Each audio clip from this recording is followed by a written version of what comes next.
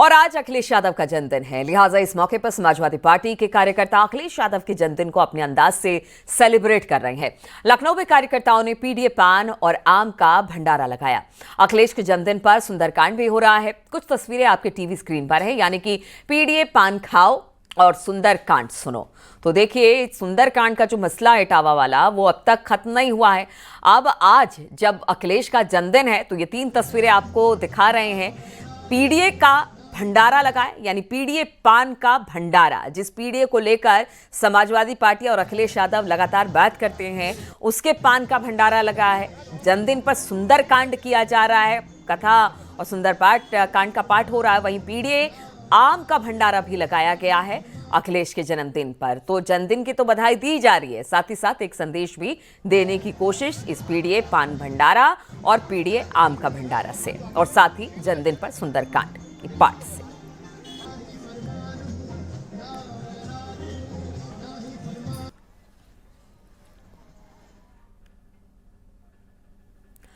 और उत्तर प्रदेश के पूर्व मुख्यमंत्री और समाजवादी पार्टी के अध्यक्ष अखिलेश यादव का जन्मदिन है। इस मौके पर सीएम योगी आदित्यनाथ ने अखिलेश यादव को जन्मदिन की बधाई दी। वहीं अखिलेश यादव ने बधाई के लिए सीएम योगी को धन्यवाद भी कहा। तो देखिए, मुख्यमंत्री योगी आदित्यनाथ ने अखिलेश यादव को जन्मदिन की बधाई दी है, और इसके बाद मुख्यमंत्री के बधाई संदेश के बाद अखिलेश ने उन्हें धन्यवाद भी कहा है।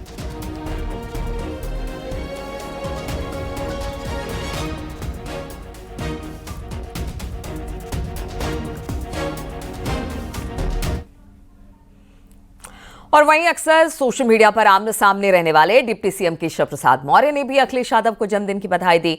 उन्होंने एक्स पर लिखा कि अखिलेश यादव को जन्मदिन की हार्दिक बधाई। भगवान प्रभु श्री राम, भगवान श्री कृष्ण और देवों के देव महादेव की कृपा से आपका स्वास्थ्य उत्तम और आप दीर्घायु हो। तो केशव प्रसाद मौर्य ने भी जन्मदिन की शुभकामनाएं अखिलेश यादव को दी है।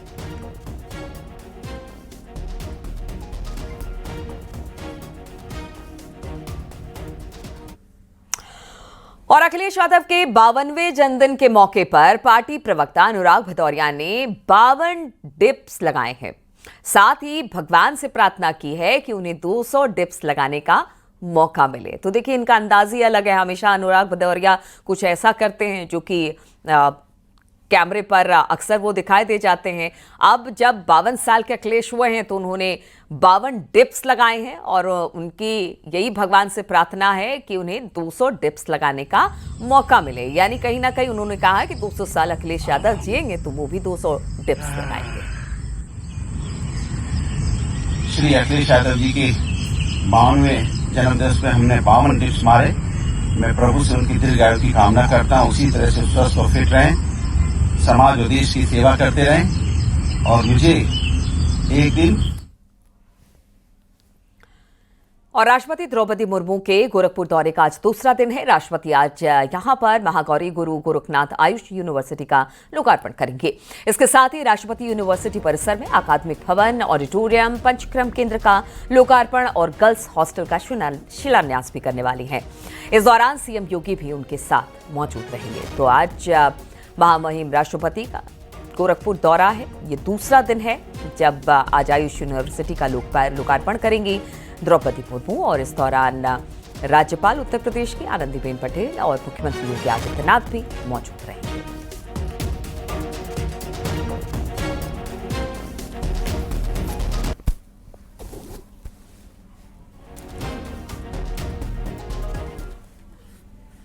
बागपत की खेकड़ा पुलिस ने सिपाही की हत्या के आरोपी को मुठभेड़ के बाद गिरफ्तार कर लिया।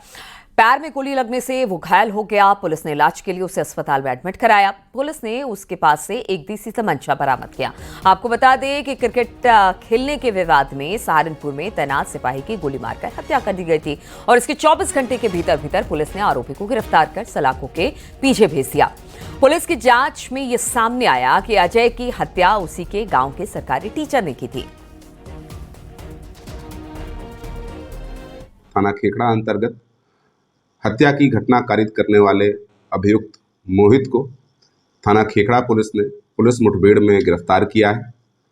आवश्यक उपचार के लिए अभियुक्त को डिस्ट्रिक्ट हॉस्पिटल बागपत रवाना किया गया है। अभियुक्त के पास से घटना में प्रयुक्त इलीगल वेपन बरामद हुआ है। थाना खेखड़ा पर आवश्यक विधिक कार्रवाई की जा रही है। कौशाम्बी में पुलिस ने बुजुर्ग महिला मर्डर केस का खुलासा कर दिया। पुलिस ने इस वारदात में शामिल मुख्य आरोपी को गिरफ्तार कर लिया, जबकि 2 आरोपी अभी भी फरार हैं। आपको बता दें कि चरवा थाना क्षेत्र के में भतीजे ने अपनी बुजुर्ग चाची की कुल्हाड़ी से हमला कर हत्या कर दी थी। महिला को कोई बच्चा नहीं था और उसके पति की भी मौत हो चुकी थी। आरोप के मुताबिक भतीजे अपने नाम पर सारी जमीन रजिस्ट्री कराना चाहता था, लेकिन महिला इसके लिए राजी नहीं थी। इस मामले में मृतक के भाई की शिकायत पर 3 आरोपियों के खिलाफ हत्या का केस दर्ज किया गया था। की हत्या हुई थी धारदार हथियारों से। उसमें नामजद 3 लोगों के खिलाफ FIR थाना चरवा में दर्ज किया गया था। एक व्यक्ति जो है उसमें से राम प्रकाश आज गिरफ्तार हुआ है, जिसे आज वैधानिक कार्रवाई थाने पर पूर्ण करके माननीय न्यायालय में पेश किया जाएगा। वहां से वो जेल भेजा जाएगा। फर्रुखाबाद से खबर, जहां पर पुलिस की गोकशी के आरोपियों से मुठभेड़ हो गई। एनकाउंटर में एक आरोपी को गोली लगी है। आरोपी के पास से 2 तमंचा, कारतूस और बाइक भी बरामद किया गया। थाना शमशाबाद क्षेत्र का यह मामला बताया जा रहा है। पिताजी का नाम? नबी आलम। कहाँ रहते हो? समझीपुर चितार। इसी क्रम में थाना शमशाबाद पे 2 अभियुक्त जो कि रात रोशनाबाद रोड से जाते मिले, उनको रोकने का प्रयास किया गया। रोकने पे अभियुक्तों द्वारा पुलिस पार्टी में फायरिंग की गई, जिसमें एक अभियुक्त जिसका नाम शकील है, जो गोकशी का मुलजिम है, को गोली लगी। उसको अभी हॉस्पिटल में एडमिट है। दूसरा अभियुक्त अंधेरे का फायदा उठा के भाग गया। कॉम्बिंग के दौरान दूसरा अभियुक्त जिसका नाम रियाजुद्दीन है, वो भी गिरफ्तार हुआ है। अभियुक्तों के पास से 2 तमंचे, कुछ कारतूस, एक मोटरसाइकिल बरामद हुई है। ये दोनों अभियुक्त जो दिनांक 28 को गोकशी की घटना हुई थी थाना शमशाबाद क्षेत्र में, उसमें नामजद अभियुक्त थे। इनकी गिरफ्तारी हुई है। अनावश्यक वैधानिक कार्रवाई की जा रही है। और बागपत में बारिश के चलते डेयरी और मकान की दीवार गिर गए। इस हादसे में 2 लोग मलबे में दबने से घायल हो गए। उन्हें अस्पताल में एडमिट करा दिया गया। साथ ही डेयरी में बंधे कई मवेशी की दबने की मौत हो गई। ग्रामीण JCB से मलबा हटाने में इस वक्त जुटे हुए हैं। बड़ौद कोतवाली क्षेत्र में यह हादसा हुआ है। तो तस्वीरें आपको दिखा रहे हैं किस तरह से मकान गिरा है और अब इसी मकान के मलबे को हटाया जा रहा है, क्योंकि कहा जा रहा है कि हो सकता है कि कुछ जो मवेशी हैं अभी भी इसमें दबे हो सकते हैं और इसीलिए वहां पर JCB से रेस्क्यू का काम चल रहा है।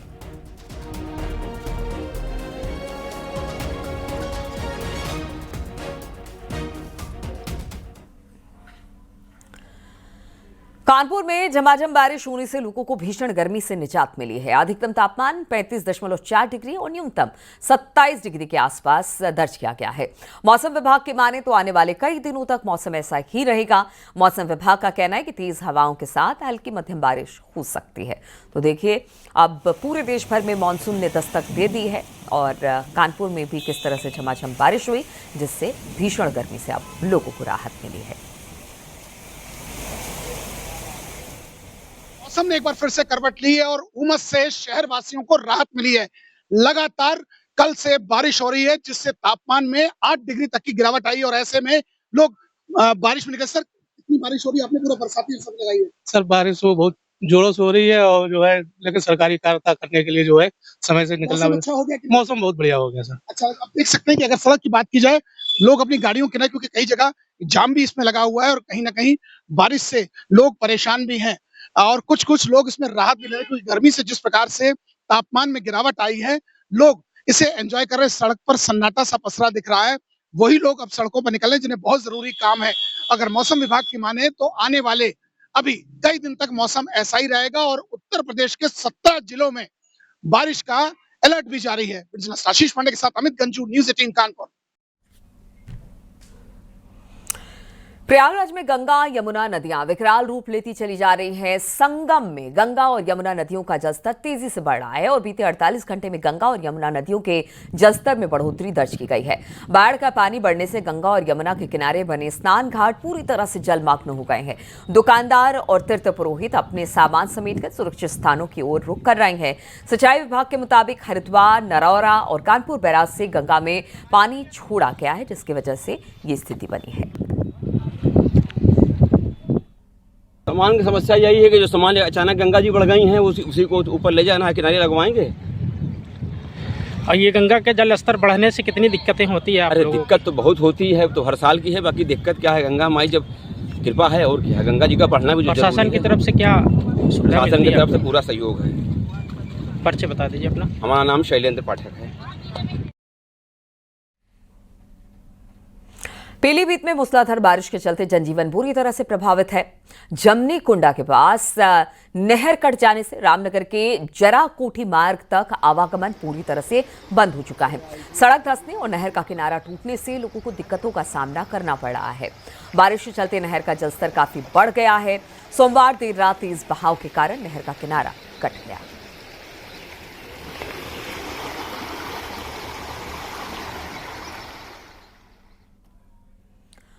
और मानसून की पहली बारिश में ही मेरठ नगर निगम की पोल खुल गई। नाले तो नाले, कमिश्नर कार्यालय में भी जल जमाव की स्थिति दिखाई दी। लोगों को ई रिक्शा के माध्यम से कमिश्नर कार्यालय पर जाना पड़ा। आपको बता दें कि बीते कई घंटों से रुक रुक कर बारिश होने से लोगों की परेशानियां बढ़ गई हैं। कचहरी की तरफ जाने वाली सड़क पर खड़े हुए हैं और अपने दाहिने तरफ की तस्वीरें भी दिखाइए कि किस तरह से दूर दूर तक जहां जहां तक निगाह जा रही है नाला ये लबालब है। और जब बारिश हो रही थी नाले का ये पानी सड़कों पर आता है। सड़क कहाँ है, नाला कहाँ है, अंदाज़ा लगाना मुश्किल हो जाता है। आप देखिए ये सड़क है और ये बगल में नाला है। नाला कैसे उफनाता हुआ बह रहा है ये आप इन तस्वीरों में देख सकते हैं। कितनी गंदगी है और इसी हाल में लोग यहाँ से गुजरने को मजबूर हैं, बदबू में गुजरने को मजबूर हैं। कमिश्नर ऑफिस का कार्यालय है और कमिश्नर ऑफिस के कार्यालय के बाहर यहाँ पर जल जमाव की कैसी स्थिति है, कैसे लोग आ रहे हैं, ये आप इन तस्वीरों में देखिए। निश्चित तौर पर जल जमाव की हालत शहर में बहुत ज़्यादा ख़राब है। और इस तरफ का पूरा इलाका देखिए कमिश्नर ऑफिस के अंदर का नज़ारा है और चहुओं ओर पानी ही पानी भरा हुआ है, मानो तालाब बन गया हो।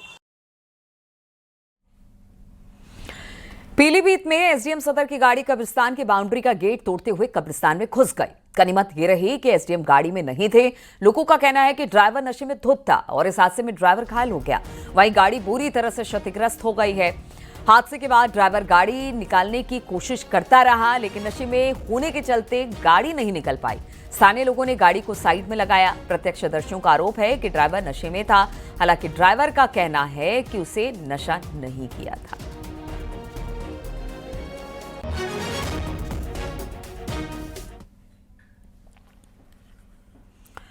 मथुरा में बारिश के दौरान यमुना में गंदगी बहती दिखी। जहां पर विश्राम घाट पर एक तरफ आरती हो रही थी तो दूसरी तरफ गंदगी उसमें बह रही थी।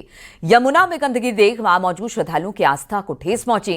बीजेपी विधायक श्रीकांत शर्मा ने इसका वीडियो सोशल मीडिया पर पोस्ट कर आगरा के कमिश्नर से संज्ञान लेने को कहा।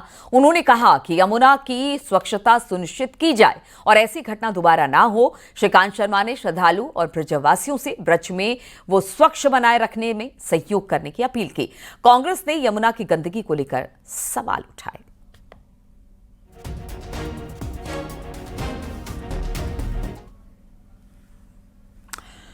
और बलरामपुर में 20 फीट लंबा अजगर देखे जाने के बाद अब हड़कंप मच गया।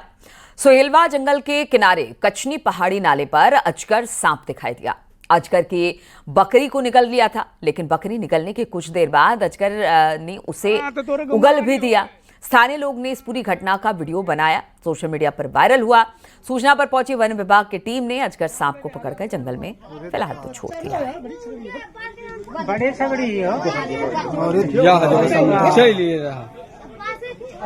इतनी बड़ी बकरी खा गया, पूरा खाया था। देखो अभी तक, इसीलिए तो ये डोल नहीं पा रहा था, हिल नहीं पा रहा था। हाँ, बकरी का बच्चा है ये।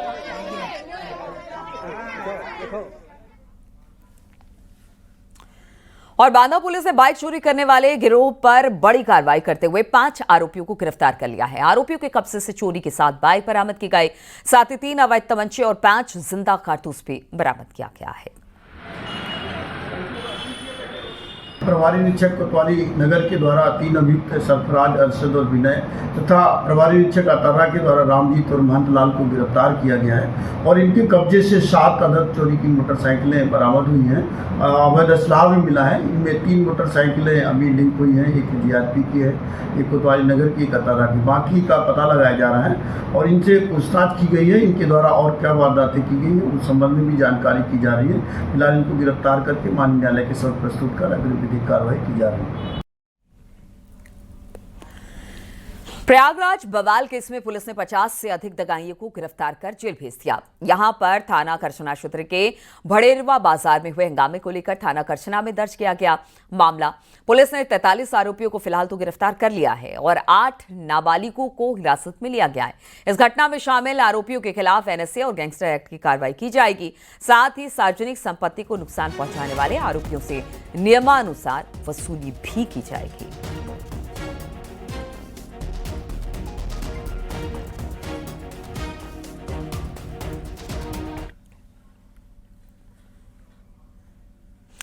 अखिलेश यादव के कथावाचकों पर दिए बड़े बयान का बरेली से मुफ्ती मौलाना शहाबुद्दीन ने समर्थन किया। उन्होंने कहा कि दीन और धर्म के नाम पर सिर्फ पैसा वसूला जा रहा है। आपको बता दें कि अखिलेश यादव ने कथावाचकों को लेकर अंडर टेबल की बात कही थी।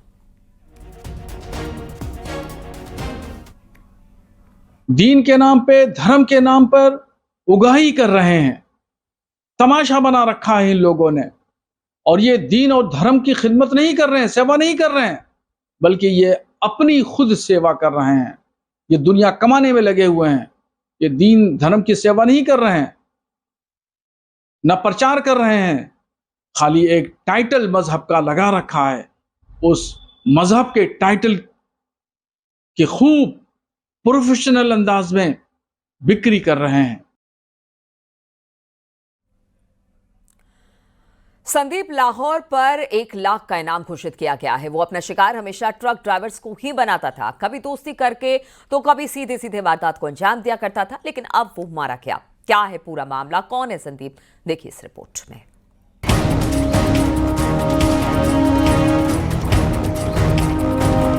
ट्रक ड्राइवरों में इसके चेहरे का खौफ था। रात को सुनसान रास्तों पर गुजरने वाले ट्रक हमेशा इसके निशाने पर थे और ड्राइवर को मिल जाती थी मौत। बागपत में आधी रात को ठाई ठाई की गूंज सुनाई दी है तो पता चला कि ट्रक ड्राइवरों के सामने खतरा बनकर खड़े होने वाला संदीप लोहार एनकाउंटर में मार दिया गया है। यूपी एसटीएफ की टीम ने एनकाउंटर में इनामी बदमाश को ढेर कर दिया। जब इन बदमाशों को पिन पॉइंट किया गया तो जब इन्हें इंटरसेप्ट करने का प्रयास किया गया तो बदमाशों के द्वारा संयुक्त टीम पर फायरिंग की गई और जब पुलिस टीम ने आत्मरक्षार्थ कंट्रोल तरीके से इन पर फायरिंग करी तो उसमें एक बदमाश को गोली लगी। बदमाश को उपचार हेतु अस्पताल भेजा गया, जहां पे वो इलाज के दौरान उसकी मृत्यु हो गई। उसकी पहचान संदीप पुत्र सतवीर रोहतक के रूप में हुई है। यूपी एसटीएफ की नोएडा यूनिट और बागपत पुलिस को सूचना मिली थी कि संदीप और उसका गैंग बागपत के कोतवाली थाना क्षेत्र में सक्रिय है। रात के अंधेरे में हाईवे पर नाकेबंदी के दौरान पुलिस ने संदीप को घेर लिया। पुलिस के मुताबिक संदीप ने भागने की कोशिश में गोलीबारी शुरू कर दी, जिसके जवाब में एसटीएफ ने भी फायरिंग की। जवाबी फायरिंग में संदीप लोहार ढेर हो गया। पहलवानी छोड़कर संदीप लोहार ने अपराध की ओर कदम रखा था।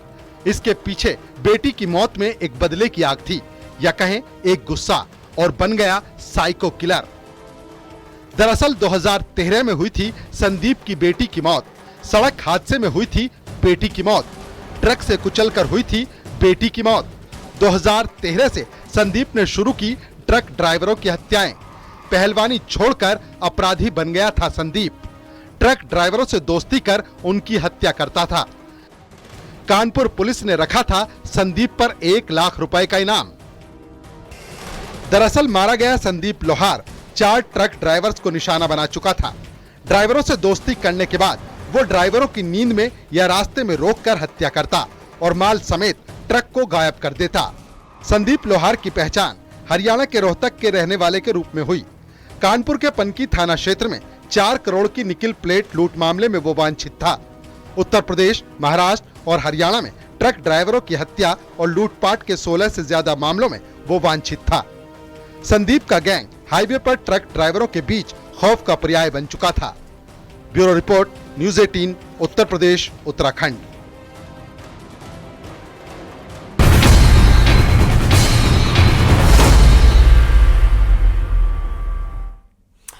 और आज से कई नियम बदल गए हैं। क्या क्या बदलाव हुआ है ये आपको जानना बेहद जरूरी है। आज से कमर्शियल गैस सिलेंडर सस्ता हो गया है। रेलवे का किराया बढ़ गया और ट्रेनों से जुड़े 3 नए नियम भी लागू हुए हैं। आज से आधार और पैन कार्ड लिंकिंग का जो नियम है वो बदला है। इनकम टैक्स रिटर्न दाखिल करने की तारीख बदली है। क्रेडिट कार्ड से पेमेंट का नया नियम आ गया है। डेबिट कार्ड से पैसे निकालने के लिए भी आज से पैसे लेने होंगे। एक और बैंक ने ये नियम लागू कर दिया है। ऑनलाइन पैसे ट्रांसफर करने पर भी अब चार्ज लगेगा। तो देखिए, कुछ जगह पर तो ठीक है, स्थिति बेहतर है, लेकिन कुछ जगह पर आपकी जेब ढीली होने वाली है। खासतौर पर रेल किराया और ऑनलाइन पैसे ट्रांसफर करने पर अब चार्ज लगने वाले हैं।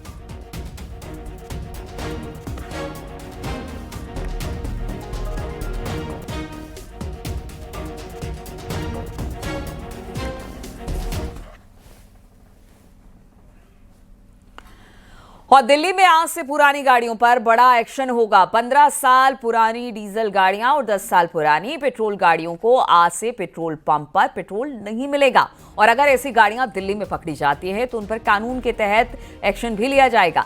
यहां तक कि ऐसी गाड़ियों को जब्त करके स्क्रैप कर दिया जाएगा, यानी कि तोड़ दिया जाएगा। अगर गाड़ियां दिल्ली के बाहर से आ रही हैं तो उनकी दिल्ली में एंट्री बैन है, यानी उन्हें दिल्ली में घुसने तक नहीं दिया जाएगा।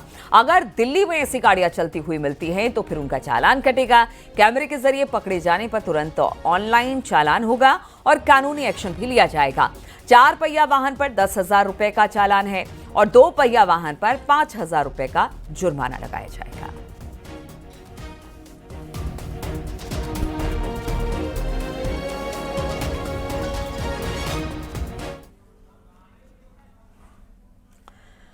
उत्तर प्रदेश में पुरानी गाड़ी के मालिकों को बड़ी राहत मिली है। परिवहन मंत्री दयाशंकर सिंह ने कह दिया है कि उत्तर प्रदेश में पुरानी गाड़ियों की 36 जिलों में री रजिस्ट्रेशन की सुविधा है और भविष्य में पुराने निजी वाहनों को इलेक्ट्रॉनिक वाहनों में तब्दील करने की सुविधा भी होगी। लेकिन 10 साल के डीजल, 15 साल के पेट्रोल गाड़ियों पर एनसीआर में आने वाले उत्तर प्रदेश के 11 जिलों पर यह लागू नहीं होगा। तो आप सोचिए कि दिल्ली में तो अब जो 10 साल की डीजल गाड़ियां और 15 साल की पेट्रोल गाड़ियां हैं वो तो पूरी तरह से बैन हो गई हैं।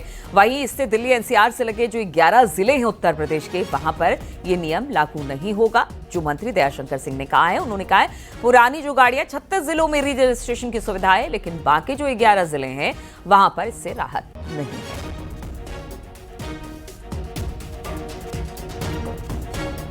जो हमारे जो 11 जिले हैं जो एनसीआर से जुड़े हुए हैं, उस पर जो है एनसीआर के कानून लागू होता है।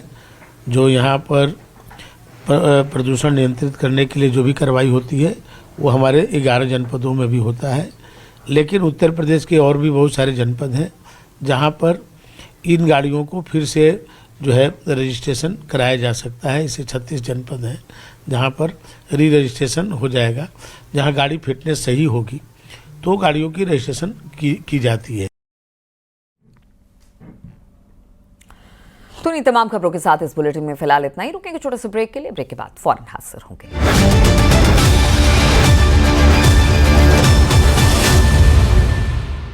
पेट सपा आप देख रहे हैं न्यूज़ 18 उत्तर प्रदेश उत्तराखंड।